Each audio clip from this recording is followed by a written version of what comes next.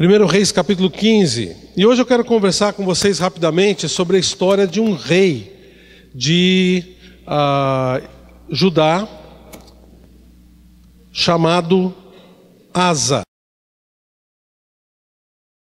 Esse rei, ele foi, vamos dizer assim, deixa eu ver, bisneto, né, de Salomão. Salomão teve o seu filho Roboão.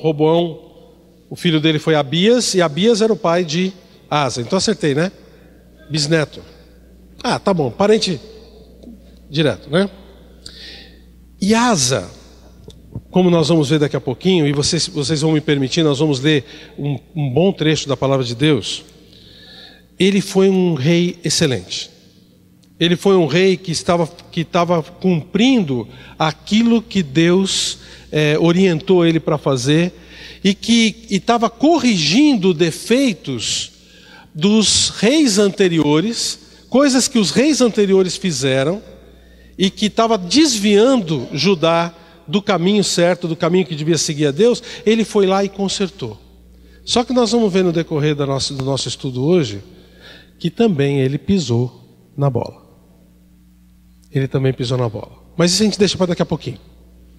Vamos ver o que é que Deus fez através desse reinado do rei Asa, e aquilo que a gente pode tirar para nós de instrução essa noite, tá bom? Vamos fazer uma oração? E em seguida, então, nós vamos ler 1 Reis capítulo 15. Senhor Deus, nós louvamos o Senhor por podermos estar juntos hoje, por podermos estar aqui reunidos em torno da Tua Palavra. E obrigado pelas histórias que o Senhor registrou na Tua Palavra, para que delas possamos tirar lições para as nossas vidas. Obrigado, Pai, por essa história desse rei. Te agradecemos porque o Senhor não só coloca coisas boas, mas também os defeitos das pessoas na Tua Palavra, para que a gente possa aprender, não só com as boas atitudes, mas com as más também. E pedimos que hoje o Senhor ilumine as nossas mentes, para que possamos dessa história tirar lições valiosas, que vão, como o pastor Tomé disse no começo do culto, modificar as nossas vidas pela Tua Palavra. Obrigado, Pai, por podermos estar juntos hoje, e abençoa a Tua Palavra aos nossos corações. Em nome de Jesus é que pedimos. Amém. Muito bem, vamos ler a partir do versículo 9 de 1 Reis capítulo 15. E eu já vou pedir para você pegar o seu dedo, ou pegar um marcador de Bíblia, alguma coisa, e abrir em 2 Crônicas capítulo 14. Já deixa ali marcado, porque nós vamos rodar esses trechos, tá bom? 2 Crônicas capítulo 14. Nós vamos ver que, como vocês sabem, os livros de Reis e Crônicas contam mais ou menos a mesma história, cada um enfatizando uma parte, né? E nós vamos ver que essas histórias são paralelas, tá? Voltando então para 1 Reis 15, vamos ler a partir do versículo 9. Diz assim: No 20º ano de Jeroboão, rei de Israel, começou Asa a reinar sobre Judá. 41 anos reinou em Jerusalém. Era o nome da sua mãe Maaca, filha de Absalão. Asa, notem, fez o que era reto perante o Senhor, como Davi, seu pai.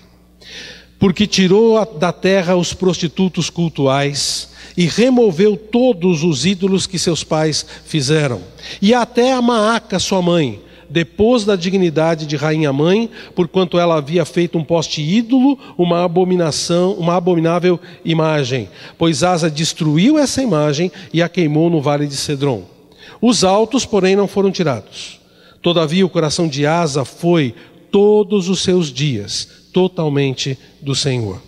Trouxe à casa do Senhor as coisas consagradas por seu pai, e as coisas que ele mesmo consagrara, prata, ouro e objetos de utilidade. Esse Asa fez um bom reinado? Fez. Ele fez um reinado muito bom. Ele fez coisas maravilhosas. Ele restaurou Judá numa situação em que ele estava começando a se desviar. E ele realmente foi abençoado pelo Senhor. Agora, o que a gente precisa parar para pensar é assim: cada um de nós recebemos bênçãos e instruções de Deus para as nossas vidas. E a gente quer acertar, a gente quer fazer aquilo que a palavra de Deus nos orienta para fazer. Quando nós estamos fazendo, nós estamos nos dando bem, nós estamos acertando. E quem de nós aqui pode parando para pensar nas coisas que têm acontecido na sua vida, nas coisas que você quer fazer diante de Deus, pode afirmar: olha, Deus tem me abençoado, eu tenho feito coisas para o Senhor, eu tenho modificado a minha vida e Deus tem me abençoado nisso e naquilo. Eu acho que se eu pedir para você levantar a mão, muitos de vocês vão fazer isso. Como igreja também, vocês têm tomado rumos que eu tenho acompanhado mais ou menos de perto, que vão ser rumos muito importantes para que a igreja seja mais conhecida no bairro e, por consequência disso, mais almas cheguem ao conhecimento do Salvador. Essa CBF não foi uma bênção? Quantas crianças estiveram aqui que nunca tinham ouvido falar da palavra de Deus? E você foi usado por Deus por isso. Deus usou você para que você pudesse fazer esse tipo de coisa. Então, parece que muitas vezes a gente está numa situação tão gostosa espiritualmente, que Deus está ali presente com a gente o tempo todo, e a gente se embriaga, vamos dizer assim, da maneira correta de falar, com as bênçãos de Deus, com os louvores a Deus. E parece que Asa estava numa situação dessa. Olha só, algumas coisas interessantes que aconteceram com ele. Você vai me seguindo aqui. Olha só como ele estava sendo abençoado. Antes de mais nada, ele foi chamado de lâmpada sobre Jerusalém. Dá uma olhada no versículo 4. Quando Deus estava falando com Abias, o pai dele, ele disse assim: mas por amor de Davi, o Senhor seu Deus, lhe deu uma lâmpada em Jerusalém, levantando o seu filho depois dele e lhe dando estabilidade a Jerusalém. Ele estava falando para Abias que quando ele morresse, o filho dele fosse assumir, no caso, Asa, seria uma lâmpada sobre Jerusalém. E teria estabilidade no seu reino, teria paz no seu reino. E realmente, Asa reinou, notou ali no versículo 10, quanto tempo? 41 anos em Judá. Foi um tempo bem grande. Foi dos reis, um dos que mais reinou em Judá. Já pensou, pastor Tomé, com 41 anos de pastorado aqui na igreja? Foi pouquinhos améns, mas não. Depois você conversa com eles aí, tá bom. Vai ficar velhinho demais, né? Deixa eu ir para lá. Mas olha, foi uma bênção muito grande, foi uma coisa muito grande, muito boa para ajudar, porque deu estabilidade ao reino. E você notou também no versículo 12, que ele tirou a idolatria do povo. Olha no capítulo 14 de 2 Crônicas, versículo 3. Capítulo 14, versículo 3. 2 Crônicas 14, 3. Porque aboliu os altares dos deuses estranhos e o culto aos altos, quebrou as colunas e cortou os postes ídolos. Está vendo? Ele fez coisas assim, grandes mesmo, grandiosas. Ele aboliu essa adoração ruim de Israel, limpou a idolatria do povo. Voltando para 1 Reis capítulo 15, ele limpou a idolatria da própria família.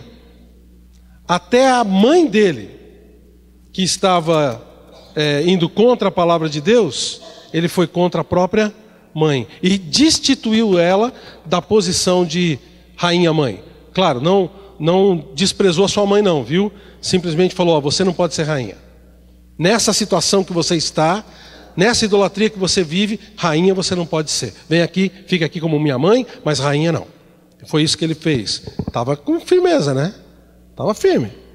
Olha só, no versículo 15, ele consagra objetos ao Senhor, consagra coisas ao Senhor, ele mesmo, prata, ouro e objetos de utilidade. Então ele estava restaurando Israel de uma forma maravilhosa.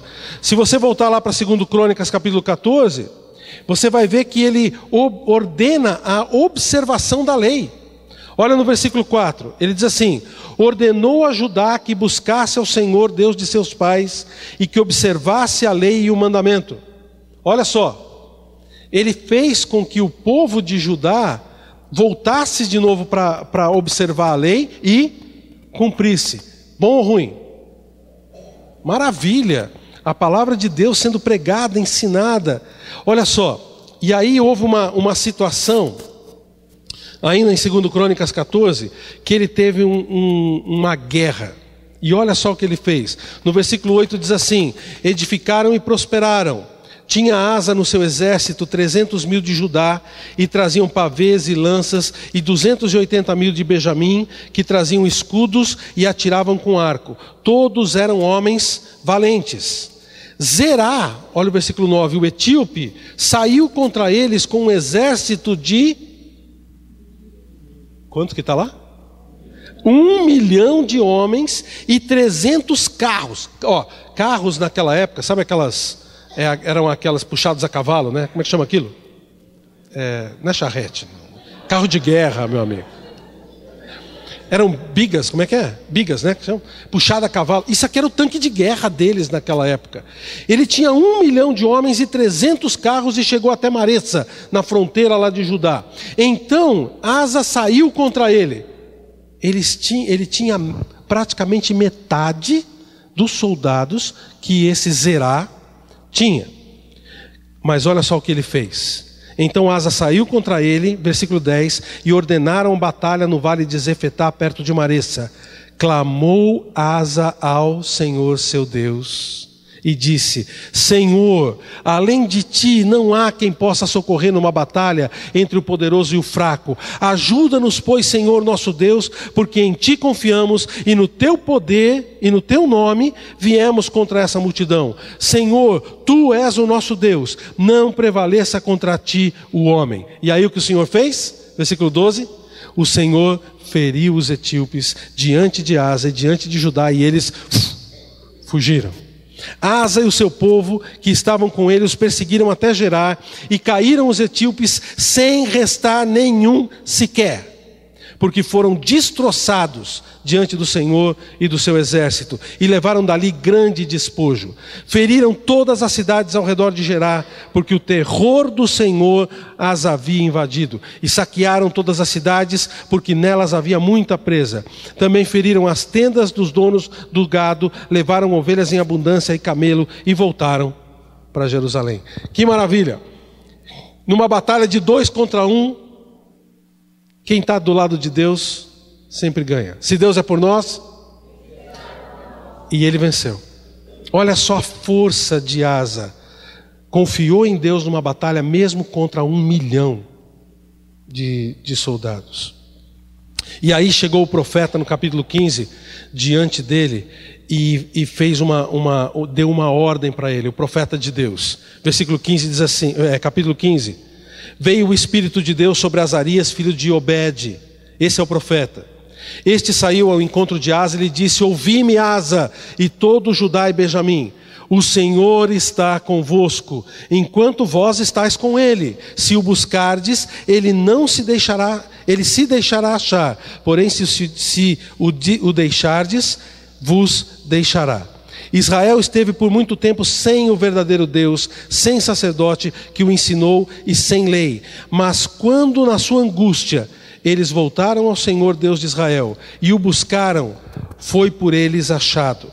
Naqueles tempos não havia paz, nem para os que saíam, nem para os que entravam, mas muitas perturbações sobre todos os habitantes daquelas terras, porque nação contra nação e cidade contra cidade se despedaçavam, pois Deus os conturbou com toda sorte de angústia.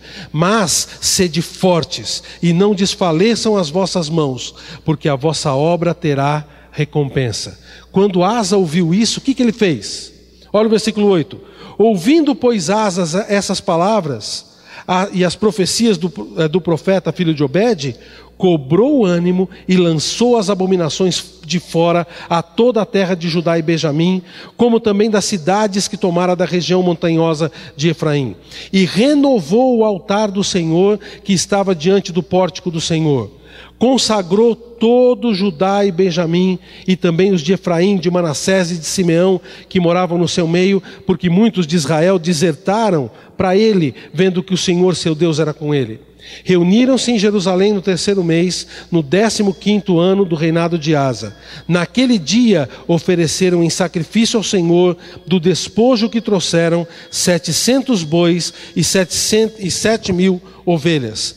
Entraram, note isso, em aliança de buscarem ao Senhor seu Deus, Senhor Deus de seus pais, de todo o coração e de toda a alma, e de todo aquele que não buscasse ao Senhor, Deus de Israel, morresse, tanto menor quanto maior, tanto homem como mulher. Juraram ao Senhor em alta voz, com júbilo e com clarins e com trombetas.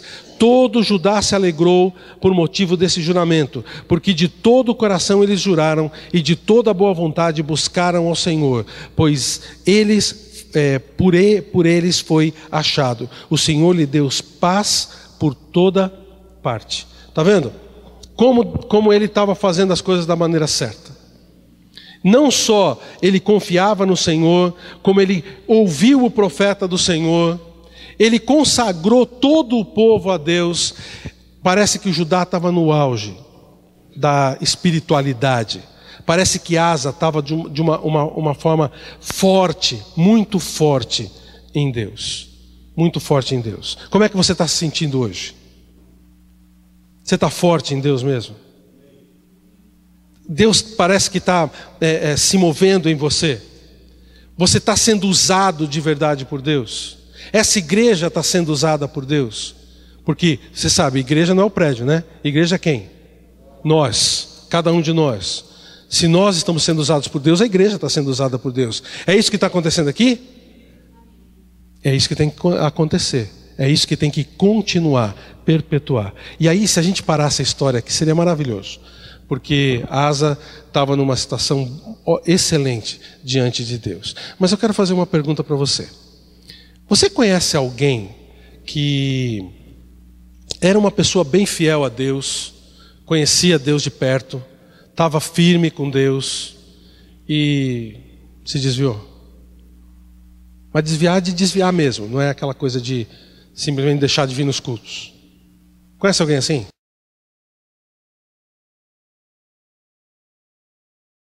Eu posso nomear um monte para vocês lá de Curitiba. Eu acho que vocês também conhecem alguns. O que é que faz com que uma pessoa que serve a Deus, que está sendo abençoada por Deus, que está fazendo feitos maravilhosos como esses, se desvie de Deus? Foi isso que aconteceu com Asa. E eu acho que Deus deixou isso registrado na palavra dele, para que nós pudéssemos também ter consciência de que não é porque a gente está em pé que a gente não vai cair.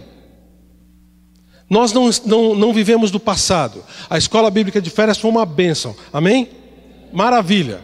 Agora, temos que ir para frente. Nós não podemos viver das bênçãos que nós recebemos na escola bíblica de férias, do trabalho que nós executamos. Temos mais coisa para fazer. E você sabe muito bem que quando as pessoas estão fortes, quando Deus está abençoando e o fruto está aparecendo, o que é que vai acontecer? Tem um cara que não gosta nada das pessoas servindo Deus. Tem um cara que não gosta nada de Deus sendo glorificado em determinados lugares e por muita gente. Aí ele vai começar a atacar.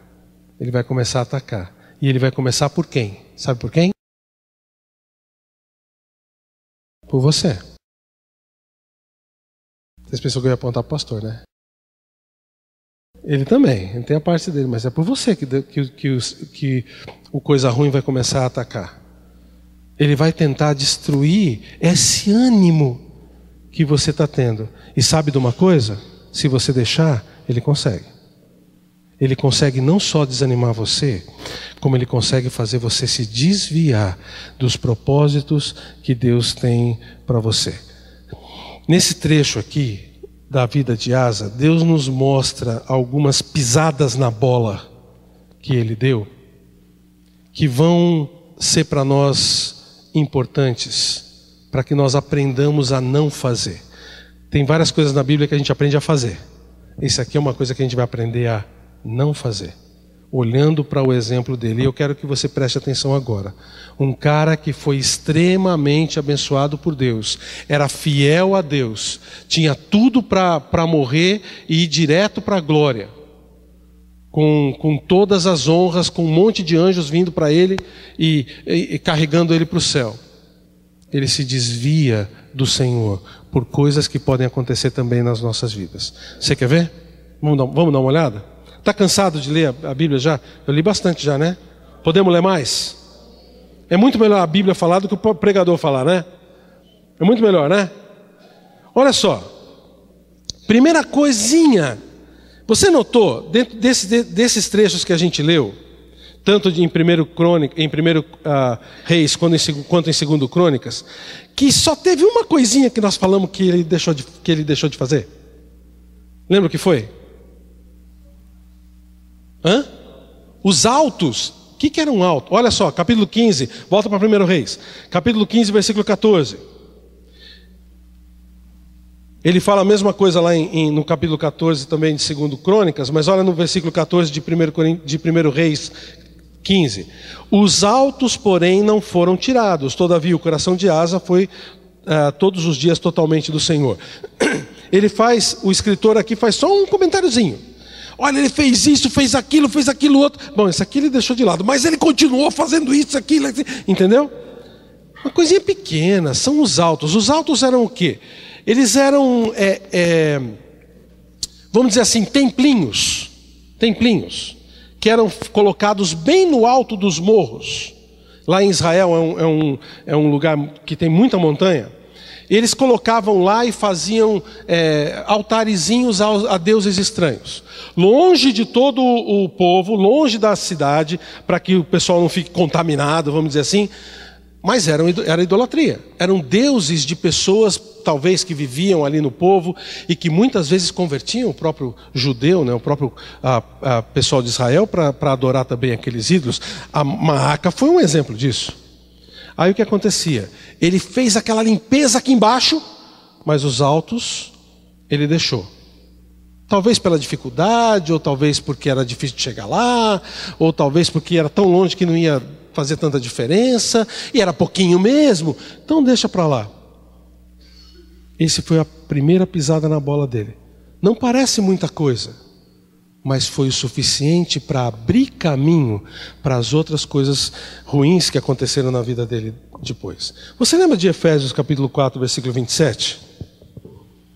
Efésios capítulo 4, versículo 27, é um versículo pequenininho. Nem deis lugar ao diabo. Gente, o diabo é um cara astuto. Ele é verdadeiro, viu? Ele existe. E você sabe muito bem que a gente não fica enfatizando, falando dele demais, porque a gente tem que falar muito mais de Deus do que do diabo, né? Tem igrejas por aí que falam mais do diabo do que de Deus, né? Não é esse o nosso propósito. Mas a gente tem que ficar alerta, porque ele não precisa de muita coisa para entrar na sua vida. Ele não precisa de muita coisa para poder destruir todo o trabalho que você tem feito para o Senhor. Basta você dar uma brechinha para ele. Uma brechinha pequena. E vai fazer com que ele vai poder entrar na sua vida e fazer um estrago muito grande. Quando a gente fala de santificação, nós estamos falando de totalidade da vida da gente. Eu sei que você faz bastante coisas para o Senhor.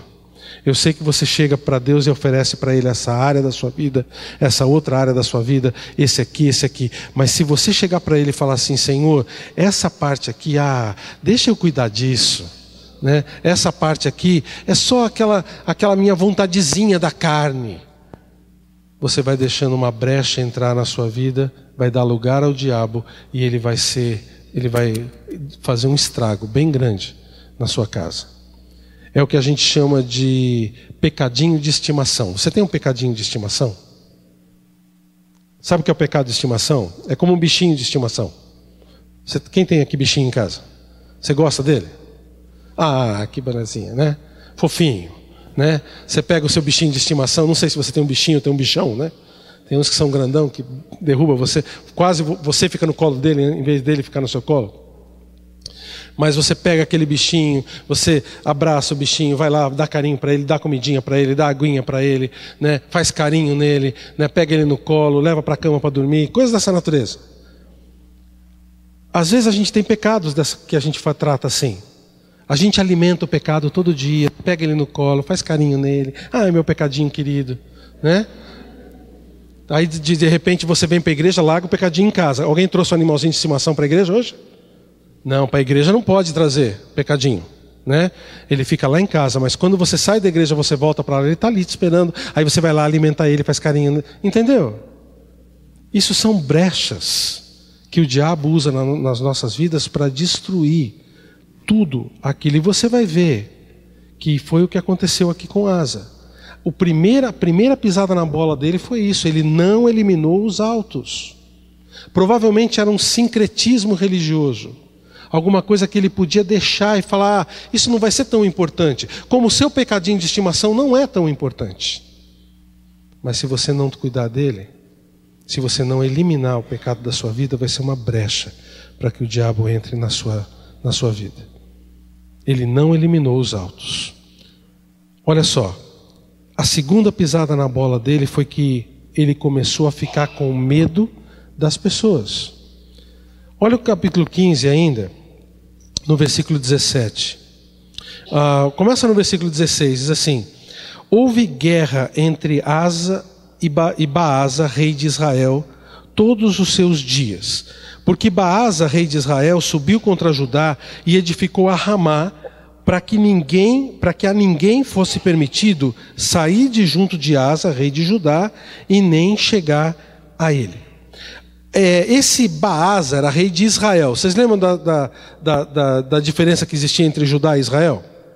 Na época de Roboão, né, Jeroboão, dos filhos de Salomão, o reino foi dividido. Ficou as 10 tribos para o reino do norte, chamada Israel, e as 2 tribos, Judá e Benjamim, para o reino do sul, que foi chamado, no fim das contas, de Judá.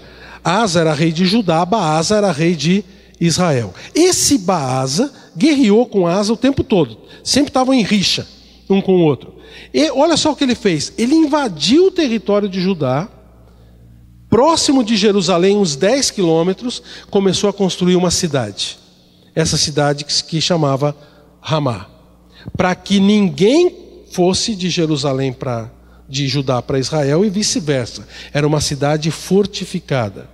Agora, olha só o que Asa fez. Bom, você acabou de lembrar, nós acabamos de ver o que ele fez com Zerá. Lembra quem era o Zerá? O etíope? Quantos soldados? Ele era mais forte ou menos forte que Israel? Muito mais forte. Aí olha só, versículo 18. Então Asa tomou toda a prata e ouro restantes na casa dos tesouros na casa do Senhor e os tesouros da casa do rei, e os entregou na mão dos seus servos, e o rei Asa os enviou a Ben-Hadad, filho de Tabrimon, filho de Rerizon, rei da Síria, e que habitava em Damasco, dizendo: haja aliança entre mim e ti, como houve entre meu pai e teu pai. Eis que te mando um presente, prata e ouro. Vai e anula a tua aliança com Baasa, rei de Israel, para que se retire de mim. Ben-Hadad deu ouvidos ao rei Asa e enviou os seus capitães dos exércitos contra as cidades de Israel. Feriu a Ijon e Adã e a Ben-Bet-Maaca e todo o distrito de Quinerete, com toda a terra de Naftali. Ouvindo isso, Baasa deixou de edificar Ramá e ficou em Tisra. Então o rei Asa fez apregoar por toda a região de Judá que todos, sem exceção, trouxessem as pedras de Ramá e a sua madeira com que Baasa edificara, e com elas edificou Asa a Geba, a Benjamim e a Mispa. Olha só, olha o que Asa fez. Ficou com medo de Baasa, rei de Israel, e fez uma aliança com o rei da Síria. Gente que não tem nada a ver com Deus. E aí o que aconteceu? O rei da Síria começou a atacar Israel por cima, na parte de Naftali. Então fez com que ele parasse de edificar a cidade de Ramá para poder defender as suas posições aqui. Ah, pastor, mas essa é uma estratégia de guerra, é uma estratégia boa, porque ele fez com que parasse. Mas espera aí, para pensar. Em quem Asa estava confiando nessa situação? Em Deus? Asa começou a ficar com medo de quem? Do Baasa, ou seja, medo das pessoas. Onde está aquele temor a Deus, aquela força que ele tinha em Deus, que ele fez contra Zerá o etíope? Parece que por causa da brecha que ele deu para o diabo, ele começou a parar de temer a Deus e começou a temer agora aos homens. Você tem medo dos homens? Você tem medo das pessoas? Sabe aquilo? O que as pessoas vão dizer? Eu não vou evangelizar aquela casa, eu não vou evangelizar, não vou bater naquela porta, não vou falar com aquele meu colega de trabalho de Cristo, porque o que ele vai falar de mim? Você tem medo das pessoas? Você tem hábitos que você mantém na sua vida porque as pessoas impõem esses hábitos para você e você não quer magoar essas pessoas? Você está começando a ter medo dos homens? Sabe aquela coisa de o seu chefe chega para você e fala: olha, a partir de agora nós vamos ter que tomar uma atitude aqui na empresa, em que você vai ter que fazer isso aqui. Aí você olha para aquilo e fala: não, isso aqui não é muito legal não. Isso aqui é ilegal. Eu não posso fazer isso porque vai contra a palavra de Deus. Aí o chefe vira para você e fala: ou você faz, ou vai para a rua. Está uma fila aqui enorme de gente atrás de você para entrar no seu lugar. E aí? E aí? O que você faz? A palavra de Deus é muito clara para a gente. Dá uma olhada no Salmo 118. Salmo 118, versículo 6. A palavra de Deus é muito clara em que a gente tem que escolher a vontade de Deus. Salmo 118, versículo 6. Olha o que ele diz. O Senhor está comigo, não temerei. Que me poderá fazer o homem? O que as pessoas podem fazer com você que Deus não esteja controlando o que elas fazem?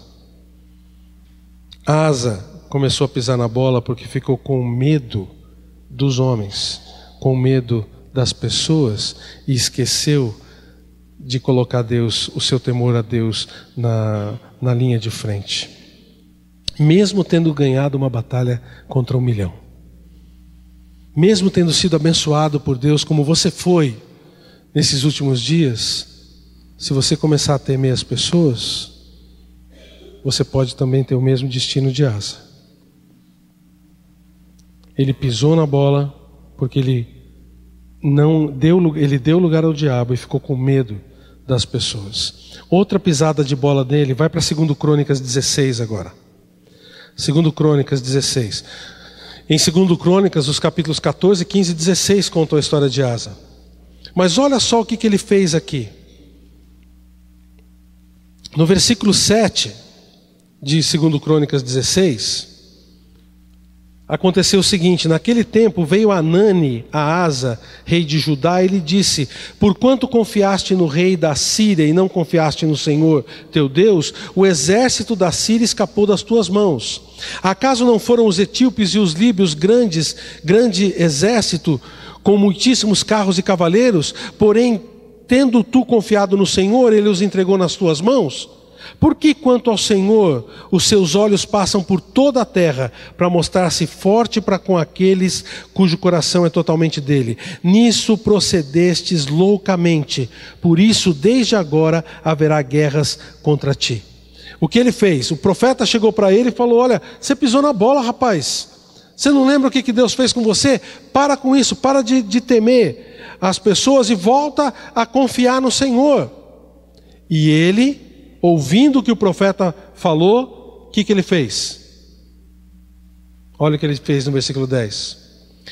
Porém Asa se indignou contra o vidente e o lançou no cárcere, no tronco, porque se enfurecera contra ele por causa disso. Na mesma ocasião oprimiu Asa alguns do povo. Primeiro ele tinha ouvido o profeta. Ouvido o profeta e consagrado em Judá. Agora que ele já estava parando de confiar no Senhor, o que ele fez com o profeta? Falou, ó, sai fora, não quero ouvir você. Não quero ouvir mais você. Gente, quantas vezes a gente ouve isso? Deus colocou um homem na sua vida, chamado pastor, não é de bobeira. Não é porque ele estava lá sem fazer nada e falou, vou inventar a igreja, vou inventar o pastor. Não, não é isso. Ele colocou alguém na sua vida para orientar você. E essa orientação, claro, tem que vir da onde? Da cabeça dele? Não. Da palavra de Deus, isso está bem claro. E eu conheço bem o seu pastor para saber que ele é alguém que realmente se importa em cumprir a palavra de Deus. Tem muitas pessoas que quando precisam de uma repreensão, quando precisam consertar o seu caminho, simplesmente desprezam o que o pastor fala. Simplesmente desprezam aquilo que a palavra de Deus ensina através dele. Desprezam a opinião do seu pastor. Cuidado com isso. Cuidado. Se ele começar a ir contra a palavra de Deus, se ele começar a ensinar coisas que vão contrário à palavra de Deus, por favor, manda ele embora. Porque ele não presta para ser pastor dessa igreja. Mas enquanto ele estiver pregando a palavra de Deus, para prestar atenção naquilo que ele diz. Eu posso contar para você vários casos de pessoas que eu chamei no meu escritório, ou que eu conversei na saída da igreja, chegava para ele e falava, irmão, olha, isso que você está fazendo não está correto diante da palavra de Deus, olha só o que você já aprendeu, olha só já o que Deus fez na sua vida. E a pessoa vira para mim e fala assim, ai pastor, eu acho que não é muito por aí não, eu acho que não é bem por aí não, deixa eu fazer o que eu estou fazendo, porque eu sei o que eu estou fazendo. Depois eu me vejo com Deus, né? E as pessoas muitas vezes viravam para mim e falavam assim, olha, Deus entende o que eu estou fazendo. Entende sim, entende que você está em pecado, entende que você está fazendo uma coisa errada. É isso que ele entende. Olha, Asa foi chamado a atenção pelo profeta por um erro que ele sabia que estava cometendo. E o que ele fez com o profeta? Desprezou. Desprezou da melhor maneira possível. Por quê? Porque ele queria o prestígio de estar com o rei da Síria do seu lado. Ele despreza o profeta e deixa ele de lado. Ele esquece daquilo que Deus já tinha feito por ele. Da batalha contra o 1 milhão. E deixa tudo de lado. Você está notando que ele só está afundando? Não está notando que ele só está afundando? E olha só, no capítulo 15 de 2 Crônicas, no versículo 12, ele esquece até do compromisso que ele assumiu com Deus. Ele diz assim, no 39º ano do seu reinado, caiu Asa doente dos pés. A sua doença era em extremo grave.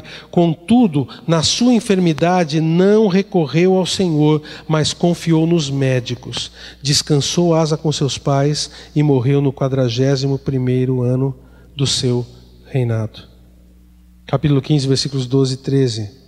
Lembra que ele tinha feito um compromisso com Deus lá no versículo 12? Que eles iam buscar uma aliança com Deus? Que iam fazer que aquele que não buscasse a Deus morresse? Lembra? Quem é que não estava buscando a Deus agora? Ele mesmo. Ele mesmo. Estava confiando em tudo que podia confiar, menos em quem ele deveria. Deixou de confiar em Deus para confiar nos seus próprios recursos. Isso chama-se fé distorcida. Fé distorcida. É claro que você já sabe, sem fé é impossível agradar a Deus, não é verdade? Deus exige da gente fé, não exige? Que você acredite naquilo que Ele fala. Mas muitas vezes a gente simplesmente acredita na nossa própria fé.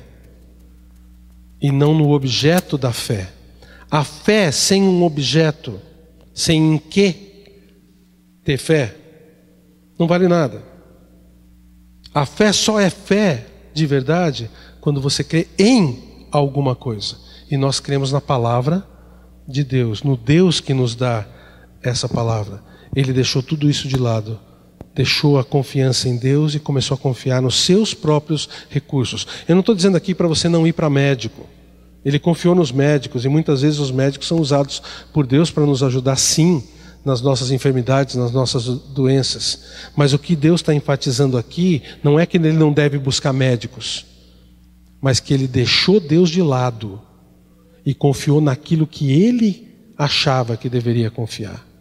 Gente, no final da vida dele, ele se afastou completamente de Deus. Completamente de Deus.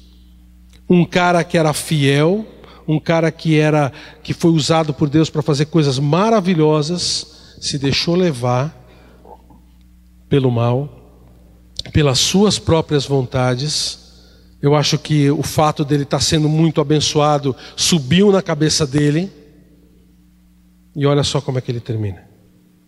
Doente, morrendo, numa cama, longe, afastado de Deus. Bom, eu não sei quanto tempo nós vamos viver. Você sabe quantos dias você vai viver ainda? Quantos anos você vai viver? Eu também não sei. Mas eu sei de uma coisa. Eu não quero que o restante da minha vida daqui para frente seja um declínio. Eu não quero que depois de Deus ter me abençoado da maneira como tem abençoado, de me usar da maneira como Ele tem me usado, da maneira como ele opera o poder dele dentro da minha vida, como eu tenho mostrado para as pessoas aquelas coisas boas que vêm dele. Eu não quero que a partir de agora isso suba na minha cabeça, eu acho que eu sou mais santo do que qualquer outra pessoa, e comece a declinar nos caminhos de Deus. Eu não quero que aquele pecadinho que tem na minha vida, que eu estou cultivando ele, que eu estou acariciando ele, seja uma brecha que o diabo vai usar para fazer com que eu decline na minha vida e morra afastado do Senhor. Eu não quero que Deus pare de me usar naquilo que Ele quer que eu seja usado. Por isso, tudo isso que nós aprendemos agora aqui com Asa tem que estar longe das nossas vidas. Hoje, às 00:45 da madrugada, morreu um servo do Senhor. O pessoal conhece ele aqui? Pastor Francisco Mendes. Pastor Francisco Mendes foi um pregador do Evangelho lá entre os ribeirinhos do Rio Solimões. Começou pregando o Evangelho em Manaus, depois foi para Belém, depois de Belém voltou para Manaus. Morreu com 81 anos de idade e com quase 60 anos de ministério. Ele levou para Cristo, ele pegava um barquinho dele chamado Paulo de Tarso. Ele teve 4 barcos, Paulo de Tarso, e subia o Rio Solimões pregando o Evangelho nos ribeirinhos, para os ribeirinhos do Rio Solimões. Ele foi um homem que até o final da vida dele estava sendo usado, estava levando pessoas a Cristo. Ele levou mais de 3.000 pessoas que ele anotou o nome aos pés do Senhor. Ele foi para a glória hoje. Hoje ele está lá, encontrando com o Senhor. E ele dizia o seguinte, ele dizia que ele só ia se aposentar quando fosse levado para a glória. Ele se aposentou hoje. Alguém que pelo seu legado vai ser lembrado. Alguém que pela sua vida, por aquilo que ele transmitiu para as pessoas, vai ser lembrado. Quando ele morreu, hoje deve estar tendo os cultos fúnebres dele lá em Manaus. Morreu em Manaus. Deve estar sendo feito um monte de homenagem para ele, um monte de gente provavelmente se convertendo, ouvindo a história que ele pregou. Alguém que é exemplo para nós. Quando você morrer, será que você vai ser lembrado dessa forma ou você vai ser lembrado dessa forma aqui? Quando você morrer e as pessoas passarem na frente do seu caixão, eu estou dizendo isso se Cristo não voltar antes, né? Vai dizer, olha, eu aprendi muito com essa pessoa. Foi um exemplo para mim até hoje. O legado dele, aquilo que ele deixou, vai continuar na minha mente por muitos anos. Vai ser assim com você? Porque com Asa não foi. Mesmo ele tendo sido abençoado por Deus de uma forma maravilhosa, mesmo ele tem sido usado por Deus de uma forma como vocês estão sendo usados aqui hoje, com ele não aconteceu isso. Então, irmãos, não vamos deixar com que essas pisadas na bola entrem na nossa vida. Não dê lugar ao diabo. Tira de você os pecadinhos. Não tenha medo dos homens. Não despreze o seu profeta. Não se esqueça do que Deus fez por você. Não se esqueça dos compromissos que você fez com o Senhor. E confie no Senhor até o final da sua vida. Assim, você vai ser abençoado por Deus. E assim, você vai ser honrado pelo Senhor. Lá em Apocalipse, no finzinho da sua Bíblia, vai comigo lá para o livro de Apocalipse. Capítulo 14, versículo 13. Então ouvi uma voz do céu dizendo, escreve, bem-aventurados os mortos que desde agora morrem no Senhor. Sim, diz o Espírito, para que descansem das suas fadigas, pois as suas obras os acompanham. Irmãos, que nós sejamos lembrados como pessoas que realmente honraram a Deus. Se você quer ser lembrado assim, não deixa com que o exemplo de Asa fuja da sua mente, mas continue sendo usado pelo Senhor, para que Deus possa dar continuidade nessa maravilha que Ele tem feito na sua vida até agora. Não dê lugar para o diabo, porque ele vai saber direitinho como usar o lugar que você vai dar. Que Deus abençoe você.